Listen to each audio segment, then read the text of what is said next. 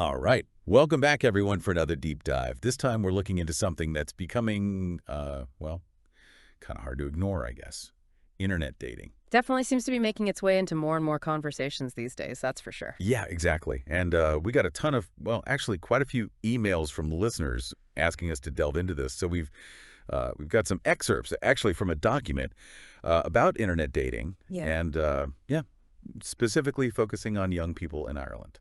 Sounds interesting. I know in the US, online dating has just exploded. I mean, nearly a third of all couples over there, they meet online now. Really? Wow, that's incredible. A third. But yeah, that is the question, isn't it? Is this a trend that's catching on in Ireland too? What do you think? I mean, based on what we've got here. Well, I mean, from these excerpts, it seems like, yeah, Ireland's definitely getting in on the action, but maybe with a little more, caution than maybe what we're seeing in the US. It's a mixed bag for sure. I mean, we've got these amazing stories like Joanna's who found love online, but then you also have people like Stephen who are a little more, well, hesitant. Right, yeah. Yeah. Joanna, she's 23 from Cork. Yeah. Right. And so she and her boyfriend Gavin, they met online. And it sounds like, I mean, by all accounts, they're like the dream couple. Yeah. Yeah. Shared hobbies, tons of laughter, hardly any arguments. So, I mean, is this what online dating's promising everyone? Like, is this the dream scenario we're all supposed to be chasing? Well, I mean, it's definitely a compelling success story, that's for sure. And it does make you think about, the importance of compatibility, right? I mean, Joanna and Gavin, they clearly have a lot in common, a lot of shared interests. So that probably gives them tons to connect over, tons to talk about.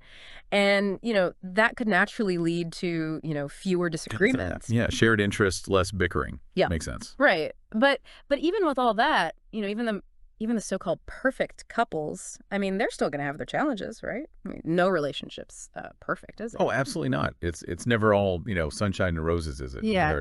No matter how you meet. Exactly. But, okay, so then we have Stephen. He's 28 from Dublin. And he's not really sold on this whole online thing. He says he prefers meeting people, face to face, old school. Because he thinks online profiles, well, they can be a bit misleading. Yeah. Maybe a bit too much smoke and mirrors. Have you ever felt that way? I mean, yeah, I can definitely understand where he's coming from. I think Steven's concern about authenticity, that's a big one. And it's a valid point. There are definitely risks involved with online dating. I mean, the whole catfishing phenomenon. Right. That's become pretty common these days. Catfishing, yeah. Where someone creates this completely false online persona just to, deceive others. That can be really hurtful. So yeah, it's definitely wise to be cautious. Yeah. No, catfishing that's definitely dark side to this whole online world. Makes you wonder, how much can you really trust what you see online? Yeah. But then again, we have Cole's story, and he's using these apps a bit differently, isn't he? Yeah. Calm's story is really interesting, actually. He's 22 from Galway, and for him, it's less about finding, a romantic partner and more about, just expanding his social circle. Oh. He's actually made a bunch of new friends online through these apps. So, it shows you that there's definitely potential there on these platforms for building connections, even if they're not romantic. Yeah. It's almost like a digital pub or something, isn't it? Right. You just log on and you never know who you'll end up chatting with. But I suppose just like in any social setting, you have to be prepared for, all sorts. I mean, not every interaction is going to be positive. Yeah. I mean, sometimes you might encounter rudeness, like Cole mentioned. That's true. That's true. Yeah. It's important to remember that online spaces are still social spaces. Yeah. And they come with the same, the same need for respect, consideration, all that. Right. Be kind, be respectful, even when you're, behind a screen. Exactly. So, okay. I mean, after hearing all these different perspectives, it seems like online dating in Ireland, it's a bit of a mixed bag, isn't it? Yeah, I think that's a good way to put it. I mean, there are definitely potential pitfalls, right? Like the catfishing and the misrepresentation that we talked about. But then there's also the amazing opportunity to find love, like Joanna did, or even just, expand your social circle like Calm. So So what's your takeaway from all this? I mean, would you consider dipping your toe into this whole, online dating pool?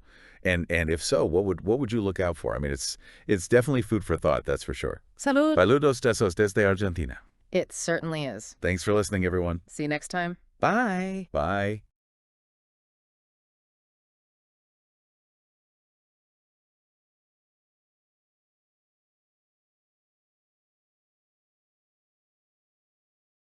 When you move to a new school or town or start at university, it's important to make new friends. But it isn't easy. On today's programme, new students at Princeton University tell us about how they are making friends during the first few weeks of term. First up is Richard. I don't particularly like going to parties, and I hardly ever go to bars and discos, so it was difficult for me to make friends. I like people who I have something in common with, so I joined the University Walking Club.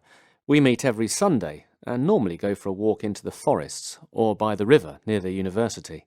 It's good fun, and I talk to lots of people. Joining a club is a great way to meet new people, but there are other ways. Let's hear from Sophia, a 19-year-old student. I'm studying drama, so I like talking to people. I'm not particularly interested in joining a club, as I generally prefer to meet people who like lots of different things. I posted a message on an online student network saying, "I'm looking for some friends. No rude or serious people.